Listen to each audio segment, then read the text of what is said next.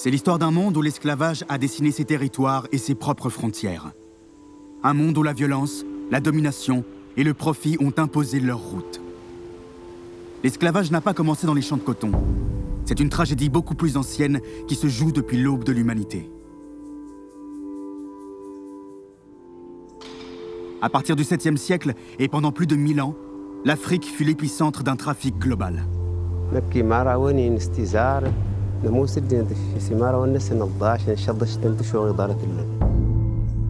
Nubiens, Peuls, Mandingues, Songhai, Soso, Akan, Yoruba, Ibo, Congo, Yao, Somalie, plus de 20 millions d'Africains ont été déportés, vendus et réduits en esclavage. Ce système criminel a façonné notre monde et notre histoire. L'ampleur de ce trafic est telle qu'il a longtemps été impossible d'en expliquer les mécanismes.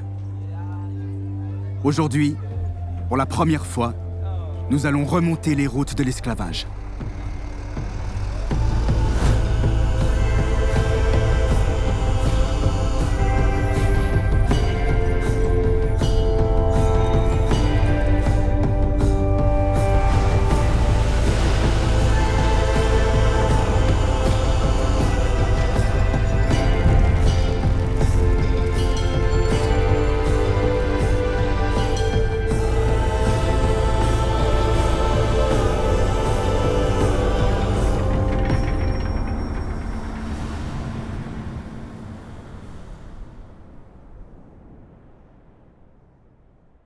Ce qu'il faut bien comprendre concernant la traite des esclaves, et je dois toujours l'expliquer à mes étudiants américains qui ont d'emblée tendance à l'envisager sous l'angle moral des droits de l'homme, je leur dis d'aborder la question d'un point de vue économique.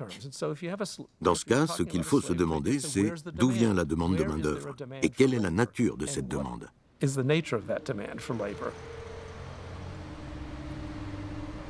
Jusqu'à la fin de l'Antiquité, la demande vient surtout de l'Empire romain. En 476, Rome s'effondre sous la poussée des invasions barbares.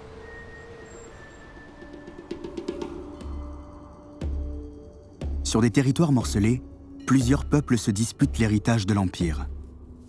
Visigoths et Ostrogoths à l'ouest, Slaves au nord, Berbères au sud, Empire byzantin, royaume de Nubie et tribus arabes à l'est. Comme Rome avant elle, toutes ces sociétés pratiquent l'esclavage.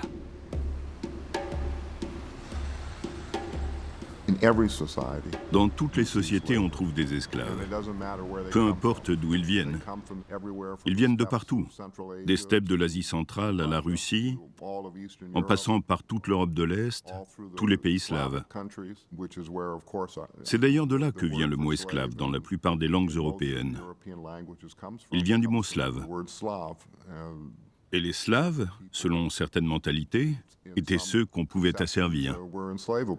Les esclaves étaient surtout des esclaves blancs. Le fait que les esclaves deviennent surtout noirs est relativement récent dans l'histoire. Alors comment est-on passé d'une pratique généralisée à une gigantesque traite qui s'est progressivement concentrée sur le seul continent africain ?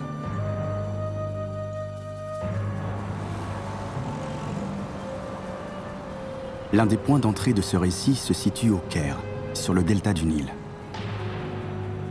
Une mégalopole de 23 millions d'habitants née de l'union du Moyen-Orient et de l'Afrique. Aujourd'hui, le plus important carrefour d'hommes et de marchandises du continent.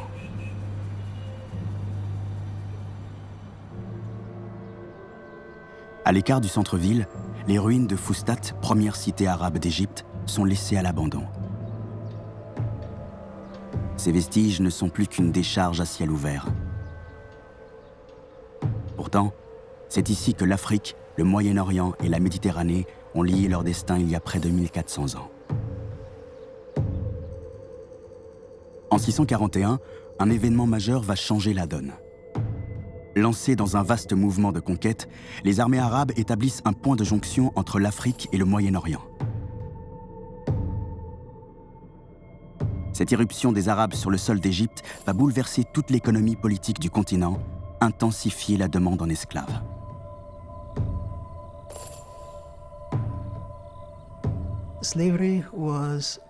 L'esclavage a joué un rôle déterminant dans la conquête proprement dite, et il a été déterminant pour la pérennité de l'Empire musulman et pour son expansion.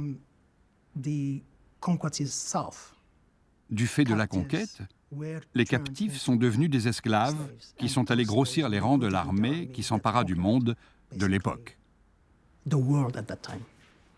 C'est avant tout, justement, un commerce et des enjeux économiques et politiques. C'est-à-dire que les esclaves étaient l'énergie essentielle. À cette époque-là, il n'y avait pas de pétrole. Donc c'était en effet la force motrice de ces empires qui se mettaient en place.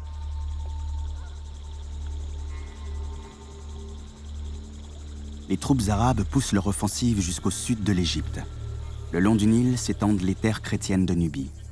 Les Arabes y trouvent des vivres et surtout des esclaves à enrôler dans leurs armées pour continuer leur expansion. En 769, ils signent un pacte avec les Nubiens, un contrat qui stipule l'arrêt des hostilités en échange de 360 esclaves par an.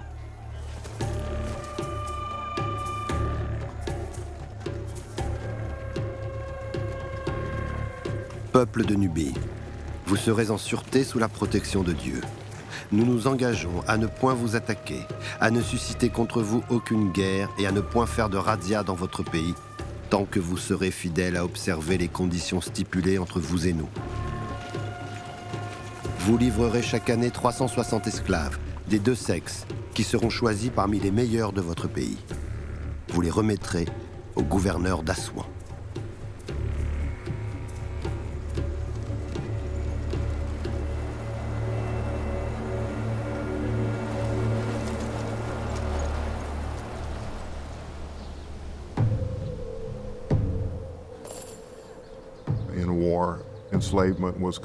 En temps de guerre, l'asservissement des prisonniers était considéré comme quelque chose de logique. La guerre a été la cause majeure de l'esclavage. Presque tous ceux qui ont été réduits en esclavage l'ont été par la violence, à l'occasion d'une guerre, d'un enlèvement ou d'une razzia d'esclaves, qui était un prolongement de la guerre en fait.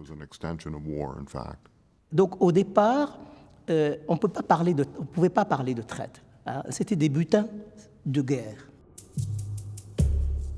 La conquête est rapide, massive. En moins d'un siècle, les Arabes occupent la rive sud de la Méditerranée. Une frontière se dessine entre le monde musulman et les terres infidèles. À Kawar au Niger, à Makuri en Libye, à Fezzan dans le désert, partout ils imposent le même marché qu'en Nubie.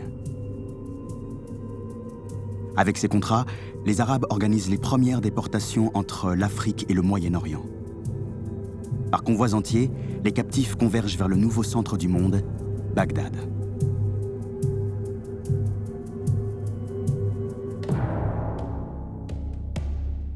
Les enluminures des Maqamates, court récit de la littérature arabe, montrent comment les premiers esclaves africains se mêlaient au reste de la société musulmane.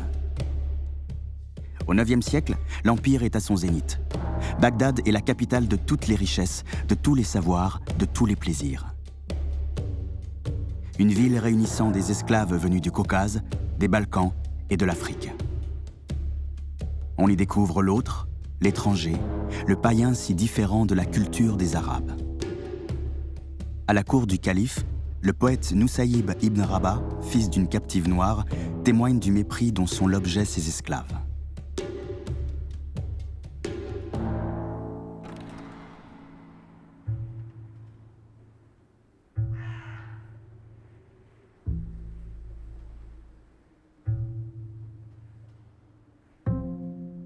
Ma couleur ne diminue en rien ma valeur. Tant que j'ai une belle langue et le cœur vaillant. Il y a ceux à qui les racines donnent de la hauteur. Moi, mes vers de poésie sont mes propres racines. Combien de noirs manient le verbe, et des blancs restent muets. Si je suis noir, le musc aussi. Je n'ai pour ma couleur aucun remède. Ma valeur est mon éloignement du péché, comme la distance entre terre et ciel.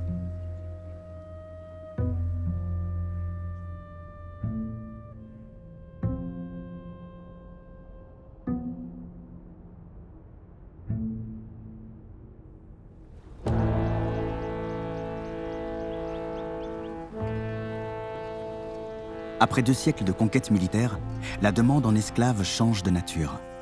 Au IXe siècle, la dynastie des Abbassides se lance dans un projet pharaonique, transformer les marécages autour de Bassora en vergers luxuriants.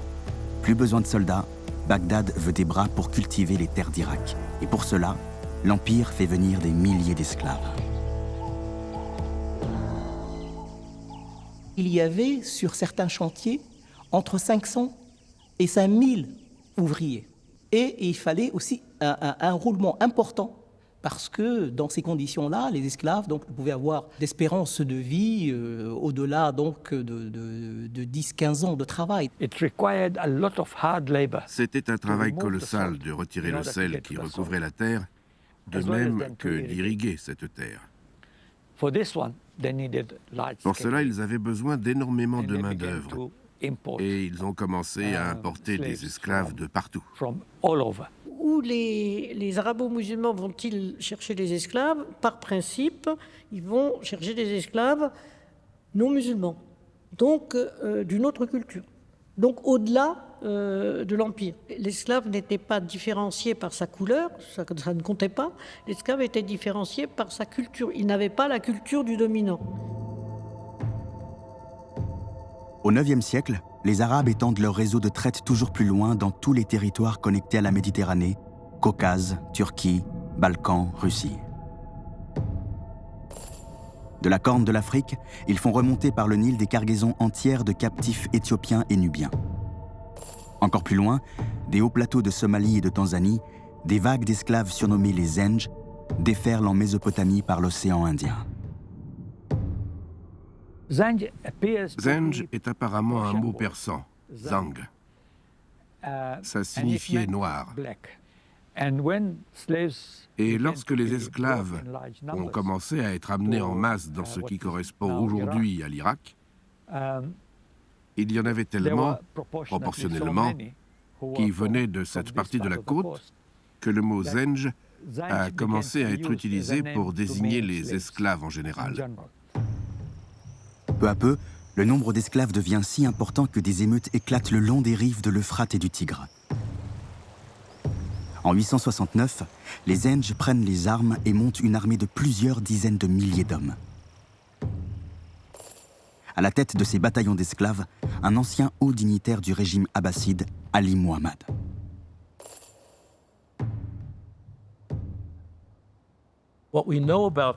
Ce qu'on sait de cette révolte, c'est que bon nombre de ses participants, voire la majorité, n'étaient ni africains ni Zenj. Il y avait des Nubiens. Le principal leader de cette révolte était un Arabe dont la mère était une ancienne concubine indienne. Cela laisse imaginer la complexité démographique de l'époque. Ali ibn Muhammad était un homme plutôt érudit. Mais le régime des Abbassides l'a déçu. Et quand il est allé à Bassora, il s'est aperçu qu'il y avait beaucoup d'esclaves qui travaillaient dans les fermes. Il a enquêté et il a découvert à quel point leurs conditions de vie étaient difficiles. Ils étaient tellement mécontents qu'il s'est dit que c'était le groupe le plus rebelle et qu'on pourrait le mobiliser pour une révolution.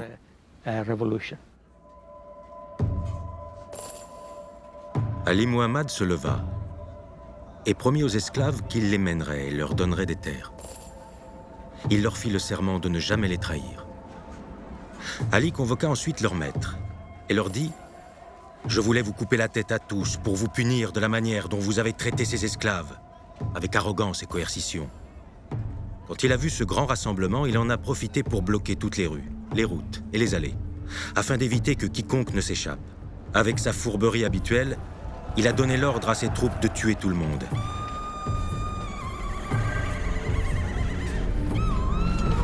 Et à de rares exceptions près, tous les gens présents furent exterminés.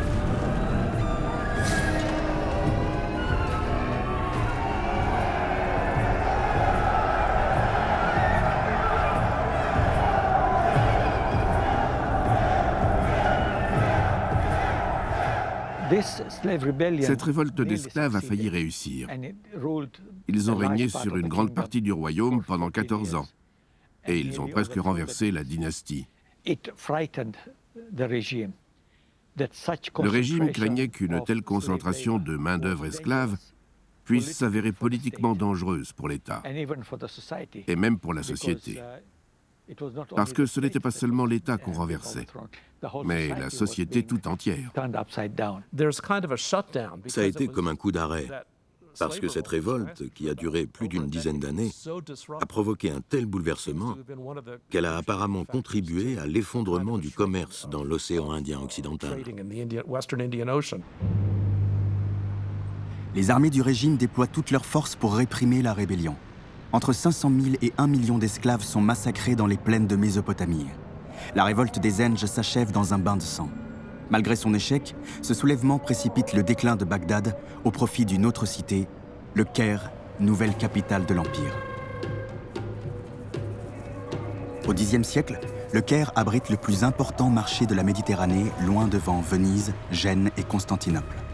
Le centre de gravité de l'Empire s'est déplacé en Afrique. Cette nouvelle situation géopolitique rebat toutes les cartes.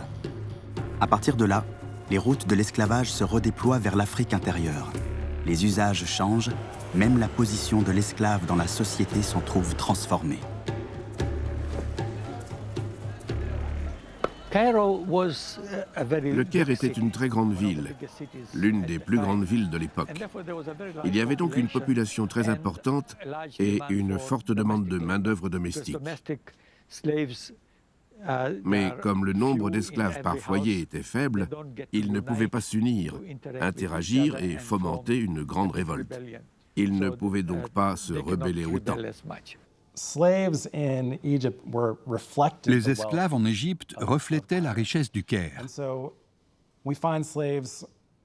On en trouvait dans toutes les couches de la société. Certaines esclaves étaient les concubines des califes, des courtisanes de luxe, des artistes. Mais c'est probablement dans la sphère privée que l'on en trouvait le plus. C'étaient des esclaves domestiques. Les gens achetaient des esclaves pour les faire travailler, bien sûr, mais aussi pour leur valeur symbolique. Ces esclaves reflétaient le statut social de leurs propriétaires et augmentaient leur prestige au sein de leur communauté.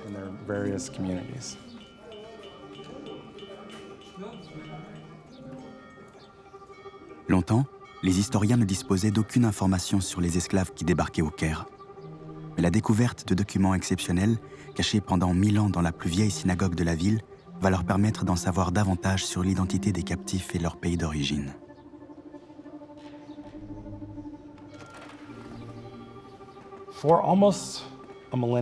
Pendant près d'un millénaire, les Juifs de cette synagogue ont déposé de vieux manuscrits dans une grande chambre. Apparemment, l'objectif à terme était d'enterrer ces documents de façon rituelle, parce que le nom de Dieu était peut-être écrit dessus. Pas question donc de simplement les jeter. Mais la communauté ne les a jamais enterrés. Et parmi ces documents, il y en a des centaines qui sont liés à l'esclavage. Ils contiennent des dizaines d'actes de vente d'esclaves.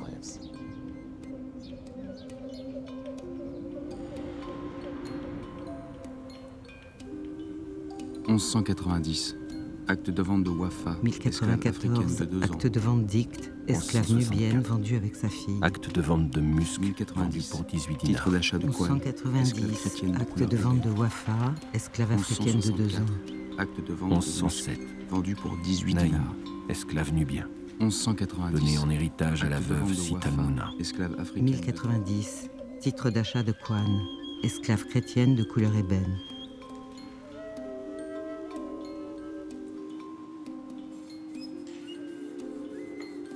Conservés à l'université de Cambridge, les documents de la Geniza montrent comment le déplacement de la capitale de l'Empire au Caire a bouleversé les circuits de traite. L'esclave de l'Antiquité, le slave, le caucasien, est remplacé par l'Africain.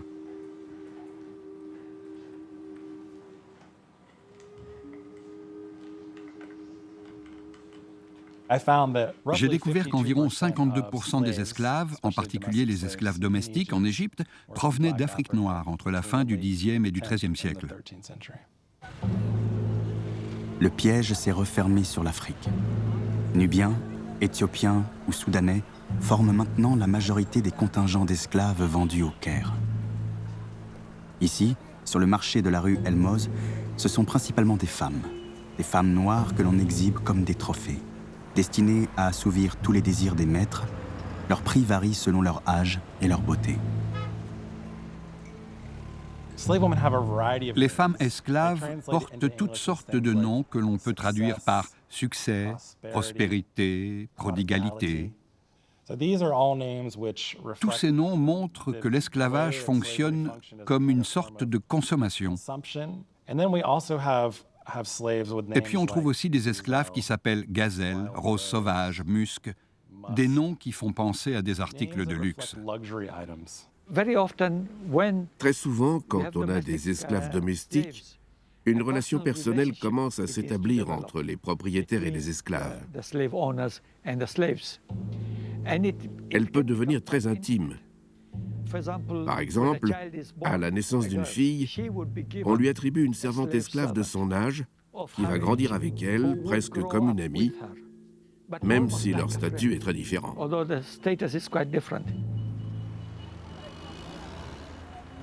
Les esclaves ont quitté les champs et sont désormais cantonnés aux maisons des maîtres.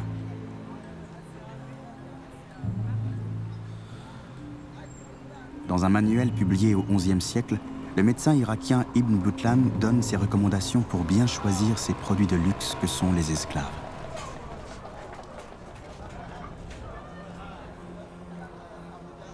L'acheteur doit se livrer à un examen méticuleux avant l'achat et ne pas prendre de décision du premier coup d'œil. Gardez-vous d'acheter des esclaves à des fêtes ou sur des foires, car c'est à l'occasion de tels marchés que les fourberies des marchands d'esclaves sont les plus subtiles.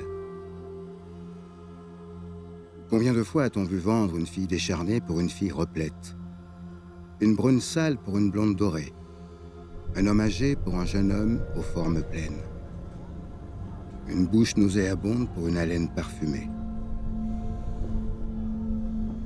Conseil sur ce qu'il convient de faire avant de l'employer. Le caractère de votre esclave sera déterminé par la façon dont vous le traiterez au moment où il rentrera dans votre maison pour la première fois. Si vous l'enhardissez, il deviendra hardi. Si vous le dressez, il sera obéissant. Et s'il s'associe avec des mauvais esclaves ou d'autres mauvais gens, il sera mauvais.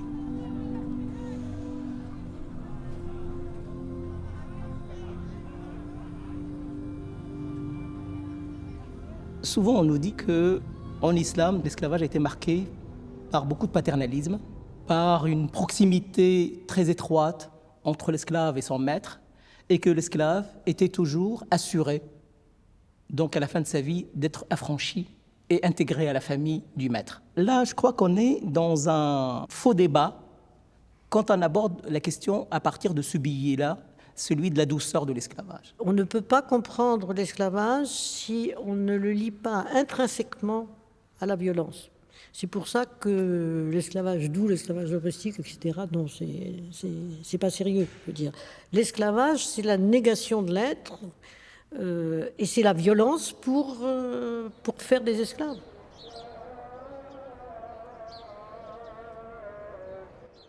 À mesure que l'Empire s'étend, de plus en plus d'esclaves adoptent la religion des maîtres.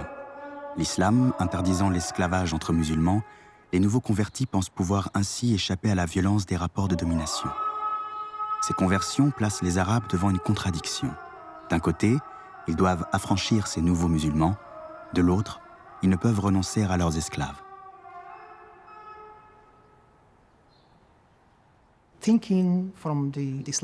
Selon l'islam, seule l'incroyance mène à l'esclavage. C'est la doctrine fondamentale. Globalement, au-delà des frontières de l'islam, les gens sont considérés comme des incroyants. Il est donc légitime de s'y procurer des esclaves.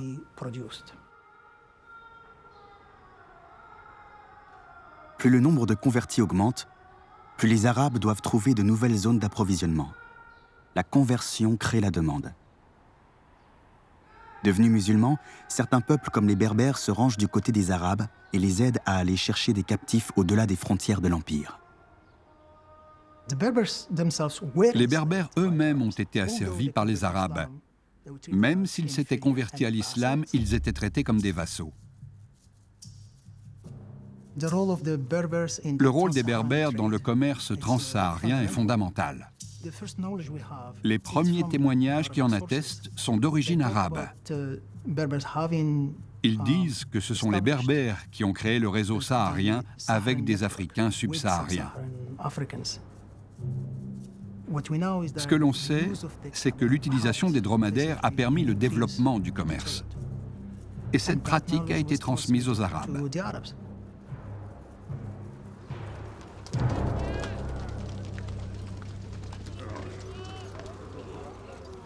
Le soutien des Berbères est précieux.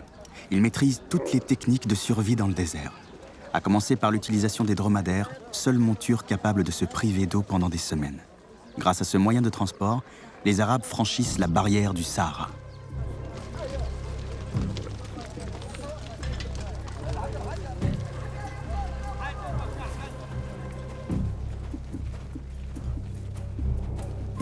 Il y a d'immenses déserts qu'autrefois on traversait. Par là passait la route d'Égypte à Ghana. Mais des vents continuels s'abattaient sur les caravanes et les groupes isolés. Plus d'une caravane y périt, plus d'un groupe isolé y trouva sa fin.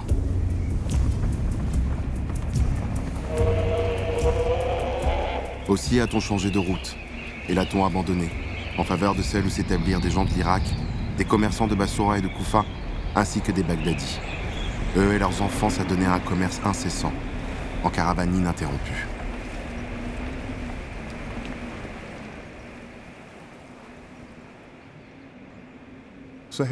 Le Sahara est en quelque sorte un obstacle, tout comme le sont les océans. Il s'agit de développer des technologies et des compétences pour le traverser. Mais ce n'était un obstacle que dans la mesure où les problèmes politiques affectaient le déplacement des personnes.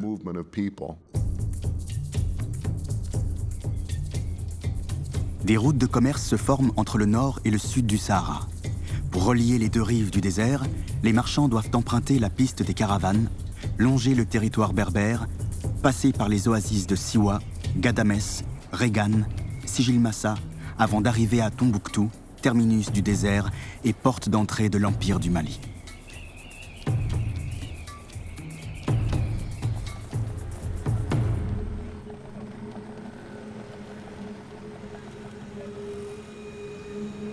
À sa tête, le roi des rois, Soundiata Keïta, père fondateur de cet immense empire. En remportant la grande bataille de Kirina en 1235, Soundiata Keïta a réussi à fédérer tous les peuples de la région et à constituer un gigantesque réseau commercial le long des rives du Niger.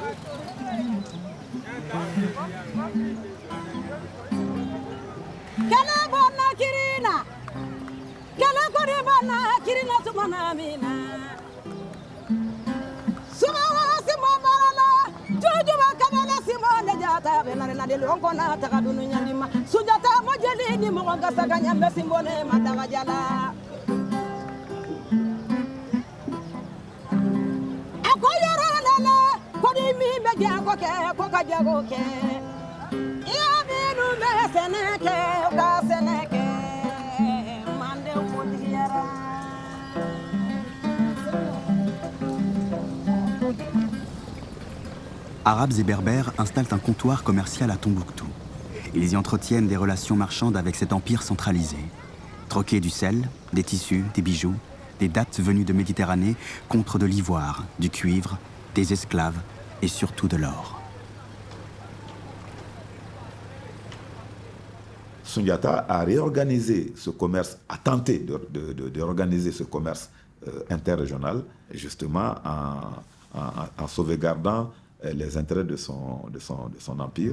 Je pense que l'organisation du commerce régional et interrégional a été l'un des actes forts que Soundiata Keïta a accompli. Et je crois qu'il est même au fondement de l'Empire du Mali.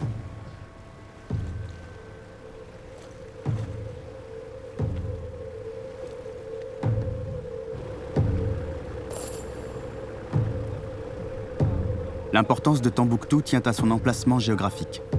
Sur les rives du fleuve Niger, son port est l'endroit où l'on transborde les bagages et toutes les marchandises venues du nord.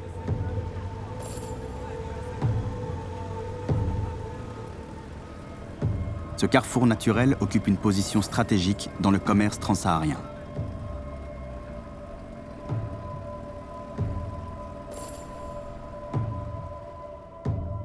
L'Empire du Mali, avec lequel commercent les Berbères, regorge de richesses. Maître des mines de bambouk et de bourré, il possède les plus importantes réserves d'or du monde. Plus de la moitié du métal jaune qui circule en Méditerranée provient de ces gisements. Tout au long de l'histoire du commerce transsaharien, entre le nord et le sud, il y a eu des esclaves. Et l'or a toujours été recherché. Un phénomène nourrissait l'autre. Mais le travail de l'or dans les sociétés africaines est un travail très largement entre les mains des captifs. Donc ça va ensemble. Et je crois que si l'or a précédé l'autre, les esclaves, la chronologie n'est pas clairement établie. On pense que les deux sont entrés dans le réseau d'échange pratiquement au même moment. L'or ayant pour effet de dissimuler l'autre pratique. Certains généraux de Soundiata Keïta n'ont jamais renoncé à ce trafic lucratif. Mais le fait est que Soundiata a posé un certain nombre d'actes par rapport à cette question-là, interpellant ses compatriotes sur le danger que présentait ce commerce-là pour la survie même du pays malinké. Comparaison n'est pas raison. Je me rappelle que Charlemagne lui-même, le grand Charlemagne, avait proclamé la prohibition de la traite, l'esclavage, mais ça n'a pas arrêté. Vous savez, les hommes sont les hommes.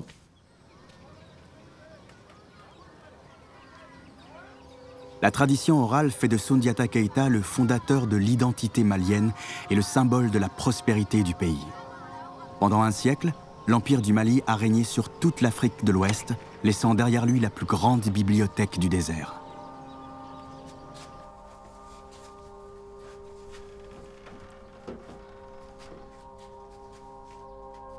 À Tombouctou, l'histoire se loge derrière les murs des maisons où sont conservés près de 360 000 manuscrits du Moyen-Âge. Ces trésors sont la propriété des riches familles locales. Elles se les transmettent de génération en génération, les cachant à l'abri des regards dans des lieux souvent tenus secrets.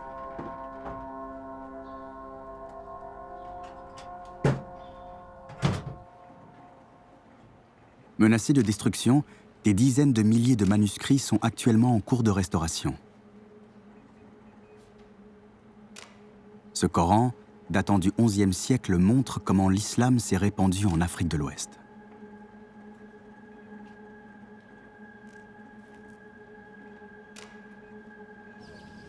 Au gré des contacts marchands entre arabo-berbères et élites africaines, la culture musulmane se diffuse petit à petit parmi les populations du Sahel, au point que Soundiata Keïta impose l'islam comme religion officielle de l'Empire du Mali.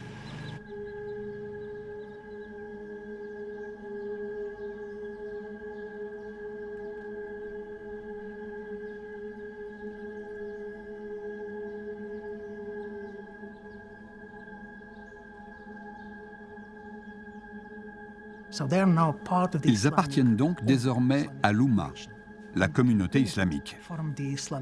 Ils profitent ainsi de l'Empire islamique, c'est-à-dire d'un accès au grand marché contrôlé par l'Empire. Ce lien bénéficia donc à la fois aux Maliens et aux membres de la communauté islamique.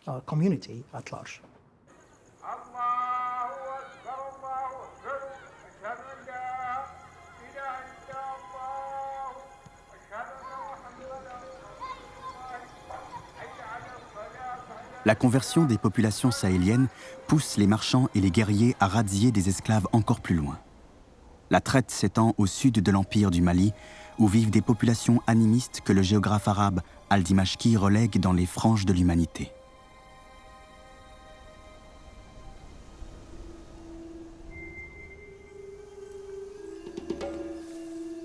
Les terrains de parcours des Lam-Lam sont au sud de la rivière de Ghana. Les Ramdam sont encore en dessous de ces derniers, plus au sud, vers l'équateur et au-delà. À l'ouest, ce sont des gens sauvages, pour la plupart, et sans religion. C'est à peine s'ils savent s'exprimer. Ce sont des gens plus proches de l'animal.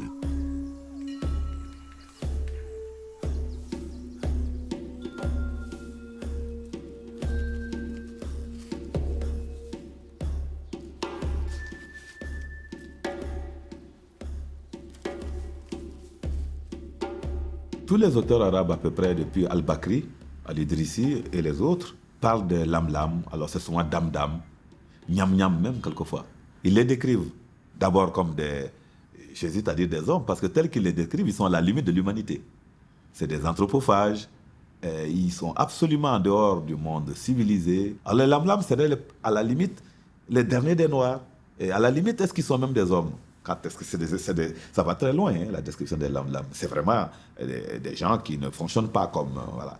Donc, par conséquent, les réduire en esclavage posait moins de problèmes du point de vue de la théologie, du point de vue moral. Pour mettre en esclavage un individu, un des phénomènes importants, c'est de le construire comme autre, de construire une altérité.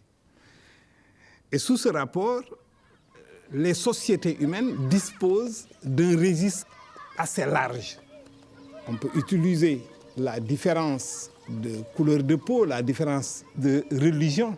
Et dans la traite transsaharienne, on va combiner les deux.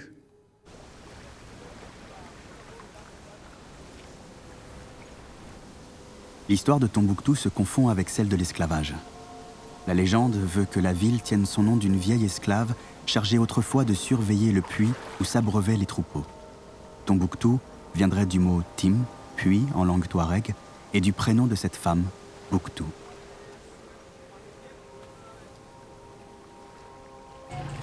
Aujourd'hui encore, le nord du Mali demeure une société de castes. À Tombouctou, l'ascendance détermine le rang. On est libre ou captif selon son nom et sa lignée. Au sommet de l'échelle sociale se trouvent les Touaregs, à teint clair, anciens guerriers qui, depuis toujours, possèdent la terre et les armes, et tout en bas, les Bellas, descendants d'esclaves qui n'ont rien, hormis la force de leurs bras pour survivre. Beaucoup cultivent encore les champs de leurs anciens maîtres. Tous connaissent les liens qui les rattachent à leur origine servile.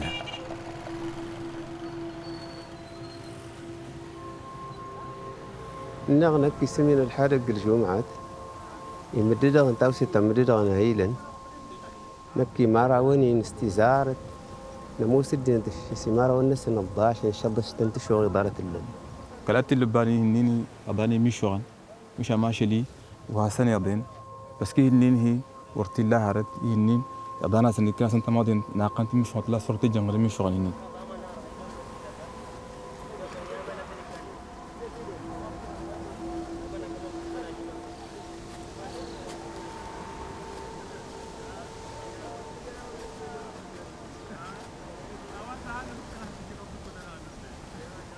L'intérêt des maîtres, c'est de faire croire à l'individu qu'il est esclave, non pas parce que un jour on lui a opposé un rapport de force qui est réversible, mais parce que, par sa nature, il est destiné à être un esclave. C'est une idéologie extrêmement forte. Si votre sang est considéré comme un sang servile, et que cette nature, vous la transmettez à votre descendance, il devient impossible de sortir du phénomène esclavagiste.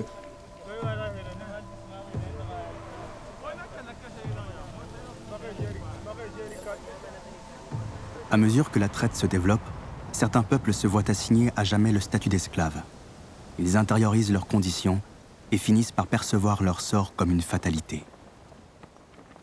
En créant des lignées entières d'esclaves, la traite transsaharienne réussit à produire des esclaves sans avoir recours à la violence physique. Durant tout le XIIIe siècle, plus de 1000 esclaves partent chaque année de l'Empire du Mali. Ils sont rejoints par les contingents venus du Kanem-Bornou, d'Éthiopie et de Nubie. À chaque halte, les oasis se transforment en marché aux esclaves. Et pour rejoindre le Caire, le trajet dure plus de 6 mois.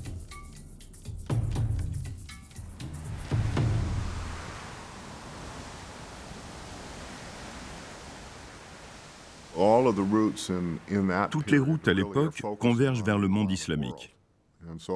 Elles partent de la périphérie et aboutissent au centre des villes. Très souvent, le long de ces routes qui conduisent les esclaves dans le monde islamique, on en croise dans les deux sens. Ils sont généralement plus nombreux à se rendre dans le centre du monde musulman, mais on les achète et on les vend tout le long du chemin, si bien que l'esclavage est partout.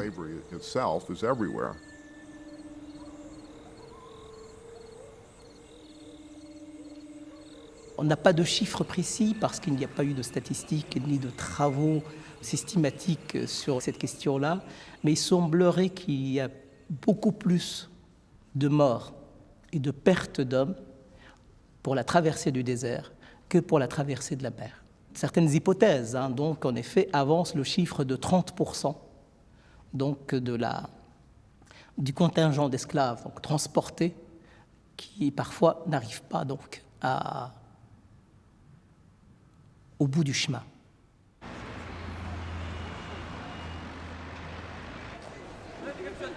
Le marché d'Attar al-Nabi au Caire. C'est sur ce marché aux légumes construit au bord du Nil que les bateaux déchargeaient autrefois leurs marchandises.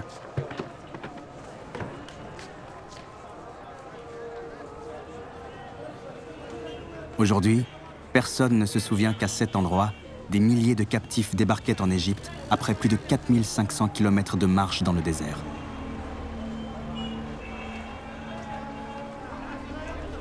Toute cette longue vie de l'esclavage et de la mémoire de l'esclavage pose problème aujourd'hui parce qu'elle n'a jamais été abordée par les historiens.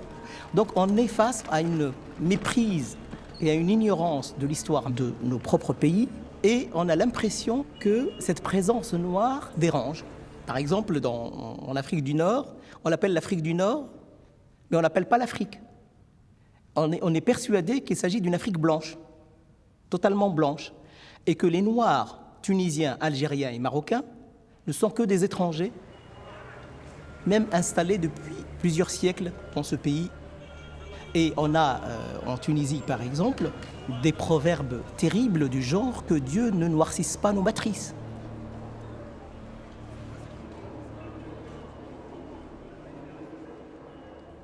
Moi, personnellement, je l'ai appris au collège, donc ce poème terrible et odieux, dans lequel il décrit donc les esclaves noirs comme étant en effet des êtres issus des races les plus abominables. La tashtari al-abda illa wal-asa ma'ahu inna al-abida la ajnasun manakidu man 'allama al-aswad al-makhsiya makramatan ahluhu as-sudu am udnuhu wa huwa fi yad an-nakhas damiyatu.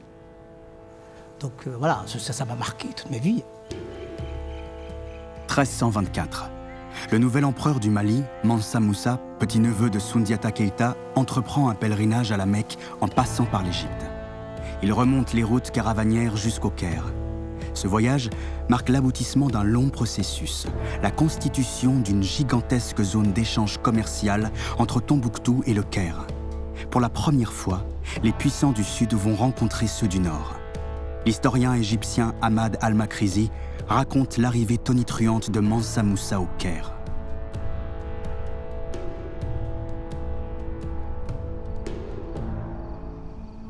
Dans la nuit du dimanche du 15 Jumada Ier, la lune se leva éclipsée de noir. C'est alors qu'arriva Mansa Moussa, roi du Takrour, pour faire le pèlerinage. Il séjourna au pied des pyramides durant 3 jours à titre d'hôte. Il pénétra au Caire le jeudi 26 Rajab, monta à la citadelle, mais refusa de baiser la terre et il n'y fut point obligé. Cependant, il ne lui fut point permis de s'asseoir en présence du sultan.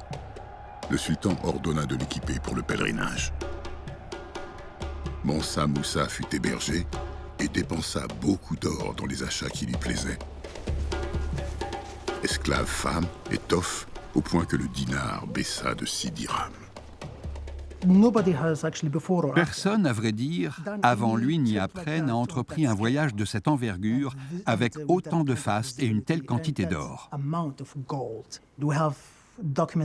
Certains documents attestent qu'il était accompagné de 12 000 esclaves entièrement à son service et 80 charges d'or pesant chacune 300 kilos. Ça fait beaucoup d'or. Le voyage de Mansa Moussa marque un tournant dans l'histoire. La puissance marchande de l'Empire du Mali revient aux oreilles des Européens par la Méditerranée. Cette carte, l'Atlas catalan, publié en 1375, est la première représentation du monde dans son ensemble. On y voit les mers, les fleuves et les déserts d'Afrique. Ici, un dromadaire monté par un berbère, un autre fouetté par un homme noir qui le suit à pied. À l'est de la carte, jouxtant le Nil et la mer Rouge, le sultan du Caire. En bas du parchemin, aux confins des terres connues, trône Mansa Moussa, tenant entre ses mains tout l'or du monde. Cet atlas nous remet dans un contexte médiéval qui est celui des grands empires africains. On a tendance à oublier que l'espace de production de richesse, c'est l'Afrique à ce moment-là.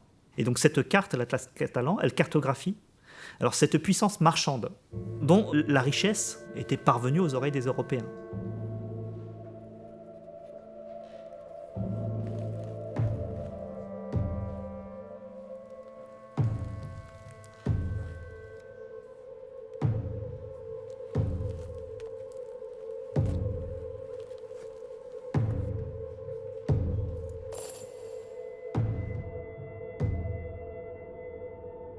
À la fin du Moyen-Âge, 6 grandes routes de traite traversent le désert de l'Afrique subsaharienne jusqu'à la Méditerranée. Chaque route est connectée à un grand port, Alger, Tunis, Tripoli et le Caire. Autant de points de départ vers les marchés du sud de l'Europe, Venise, Gênes, Marseille, Grenade. Certains captifs sont même déportés jusqu'en Chine et au Japon. Au total, 3,5 millions d'Africains ont circulé sur les routes de l'esclavage entre le 7e et le 14e siècle.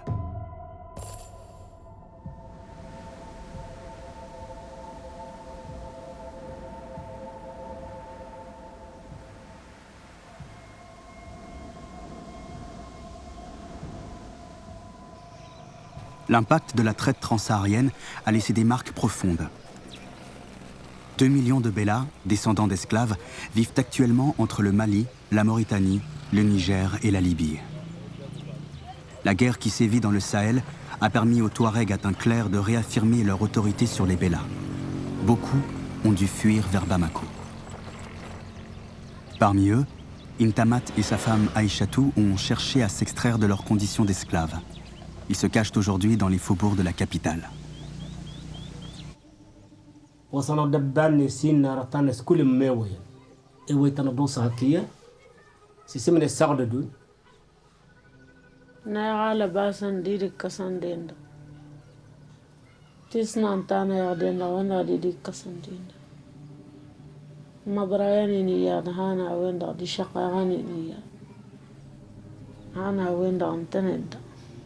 كواس أقيم غدين دا قال تمزجيو تقال غدين إن سواري من الله وراء تيد من اسمك هرد كل سرهنا هي تبينا هي إنك هي كم حق دغابين دغازر في ميغا رزيق ميغا رطير ورتلا قرر وقتسنا نتغاسا قرر تلا دخلنا قرر.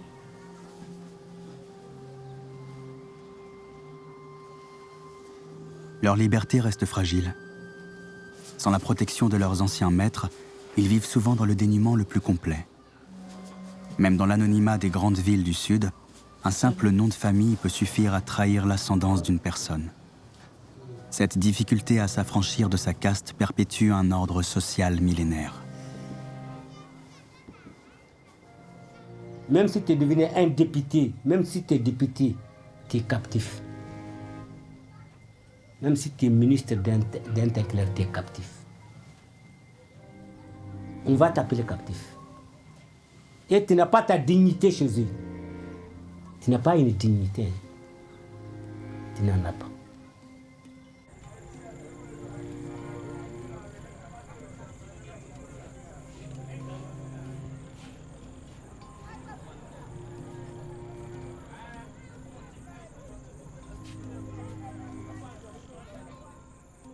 le temps a redessiné les frontières des États.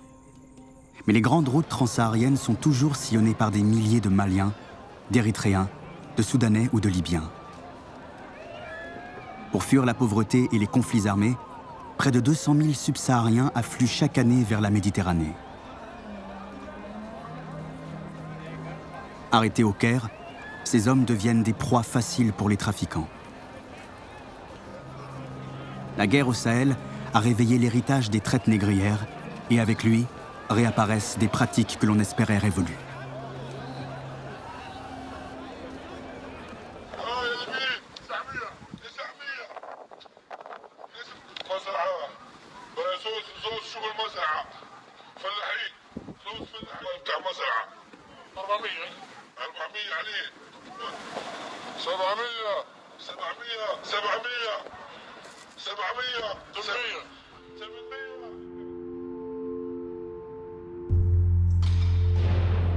L'histoire de l'esclavage est une tragédie qui se renouvelle sans cesse. À partir du XIVe siècle, un nouvel acteur entre en scène, l'Europe. Dans sa soif de conquête, elle va faire basculer l'Afrique dans une nouvelle ère. Avec les Européens, la traite n'aura plus rien de comparable avec tout ce qui s'est passé auparavant.